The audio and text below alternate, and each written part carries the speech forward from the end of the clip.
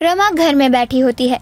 तभी उसकी पड़ोसन अनीता आती है और रमा से कहती है, अरे रमा, मैं तो बहुत परेशान हो गई हूँ, कुछ तो कर रमा। क्या हो गया तुझे? तू किस बात को लेकर इतना परेशान हो रही है?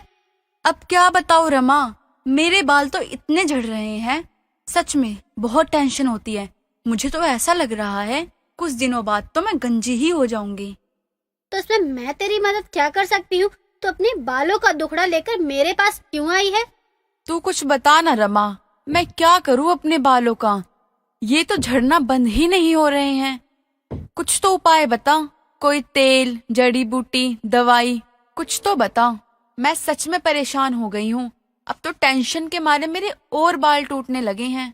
तुझे नहीं लगता है कि तू बालों की परेशानी के लिए गलत पते पे आई है?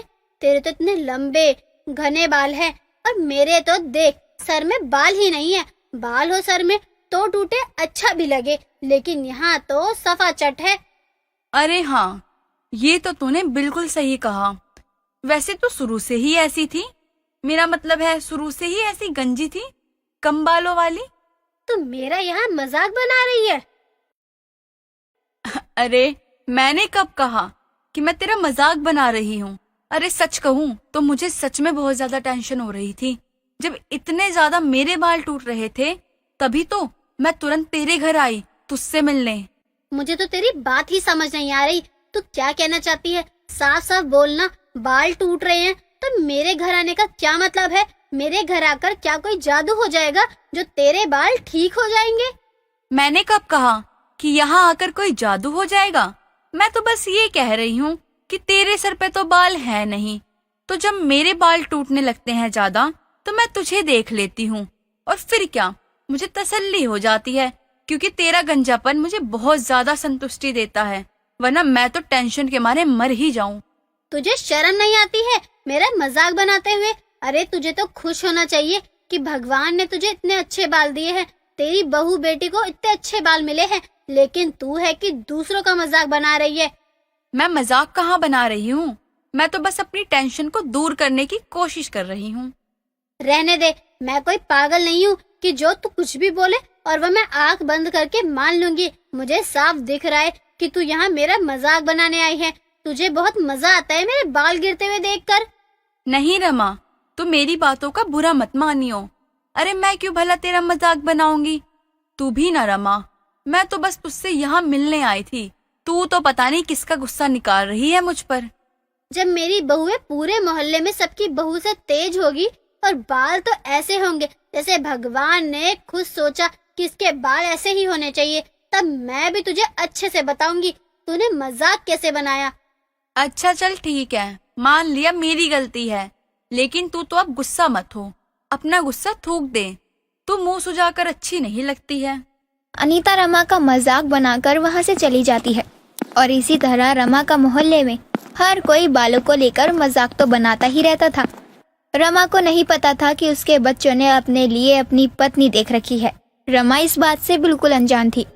कुछ दिनों बाद रमा के 5 बच्चे आपस में बात करते हैं और अपनी पत्नियों को रमा से मिलवाने के बारे में सोच लेते हैं और फिर सब रमा के पास अपने घर अपनी पत्नियों को लेकर आते हैं। अपने घर में 5-5 लड़कियों को देखकर रमा हैरान हो जाती है और बोलती है, अरे तुम पांचों अचानक से यहाँ कैसे आ गए और तुम्हारे साथ ये लड़कियाँ कौन हैं? रमा की बात सुनकर रमा का बड़ा बेटा मोहित बोलता है, माँ ये आपकी बहुएं हैं, ये है जूही, ये है सोनिया, ये है अंजू, ये है महक और ये है पूनम। हमें पता है आप हम सबको एक साथ देखकर आपको थोड़ा बहुत अजीब लग रहा होगा, लेकिन माँ ये सच है, हम 5 भाइयों ने शादी कर ली।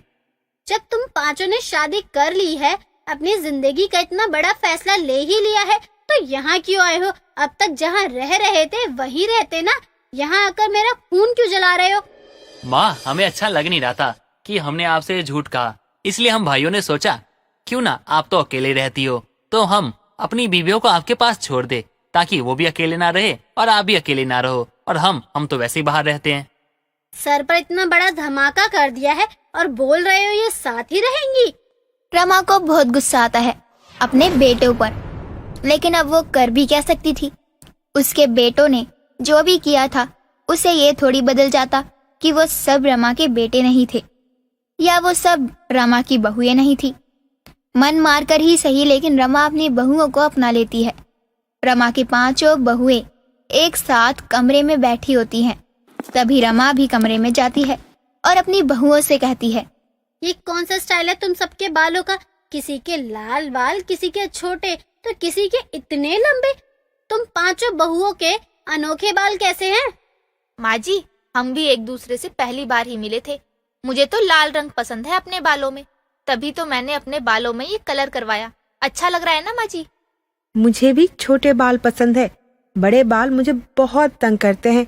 कभी भी मैंने बड़े बाल तो रखे ही नहीं, इसीलिए मैं हमेशा बाल छोटे ही करवाती हूँ और मुझ पर यही सूट करता है। मेरे तो सबसे अलग बाल है। मुझे अपने बाल ऐसे ही पसंद है। आपको शायद नहीं पता हो माँ जी, लेकिन मैं ट्रेंड को बहुत फॉलो करती हूँ और ट्रेंड के अकॉर्डिंग मेरे बाल बेस्ट हैं। तुम लोगों के बाल देखकर तो मुझे यही लग रहा है कि भगवान ने सबसे अच्छे बाल मुझे ही दिए हैं। अच्छा हुआ मेरे बाल तुम 5 की तरह नहीं है। रमा अपनी बहुओं के आंखों बाल देखकर चौंक जाती है, लेकिन जब जिसका रहन सहन शुरू होता ही ऐसा है, उसे रमा भी बदल तो सकती नहीं थी। कुछ दिनों बाद रमा की बहू महक अपने लंबे लंबे बालों को छत पर धो रही थी। रमा की बहू के लंबे बाल देखकर अपने छत पर खड़ी अनीता हैरान हो जाती है और तुरंत वो अपने घर से भागकर रमा के पास आती है और हाँफते हुए बोलती है, रमा, तेरी बहू के इतने लंबे बाल! ऐसा लग रहा है जैसे नकली बाल लगाए हैं उसने। अनीता की ये बात महक सुन लेती है और उसे बहुत गुस्सा आता है। अरे ओ आंटी जी, क्या कुछ भी बकवास करे जा रही हो आप? मेरे ये इतने अच्छे बाल आपको नकली कहाँ से लग रहे हैं? आंखें ठीक हैं या नहीं? अगर आंखें खराब है तो चश्मा पहन लो। कुछ भी बोल रही हो आप।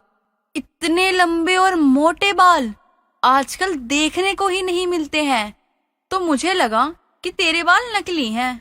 तो आपको देखने की जरूरत भी नहीं है। खुद के बाल तो झाड़ू जैसे हैं और चली है दूसरों के बालों में कमी निकालने। आज के बाद मेरे बालों को कुछ बोल मत देना आप। तू छोटी है और रमा की बहू है, इसलिए मैं ज्यादा कुछ नहीं कह रही हूँ, वरना सच तो मुझे पता है। तभी तो तुझे इतनी ज्यादा मिर्ची लग गई। अरे इतने लंबे मोटे सिल्की बाल कहीं किसी के हो सकते हैं क्या? मैं तो मान ही नहीं सकती। अनीता रमा की 5 बहुओं के बारे में बुरा भला बोले जा रही होती है। तभी वहाँ रमा की बाकी 4 बहुएं भी आ जाती हैं और अनीता की बात सुनकर सबको गुस्सा आता है। आंटी जी, आप हमारे बालों को नकली बोल रही हो। आपने अपने बाल देखे हैं? घोड़े की पूंछ लगते हैं। अरे घोड़े की पूंछ ही सही, लेकिन असली तो है ना। तुम 5 की तरह नकली तो नहीं है ना, कि नकली बाल तो कोई भी देखकर बता सकता है। अरे आंटी जी, ये क्या? ये तो सच में हमारे हाथों में आपकी सच्चाई आ गई। आपने सच ही कहा था, नकली बाल तो है, लेकिन आपके। अनीता, तू बालों में विग लगाती है। अब तक तो तू मेरा मजाक बनाती आई है कि मेरे बाल कैसे हैं। अरे आज तेरा खुद मजाक बन गया।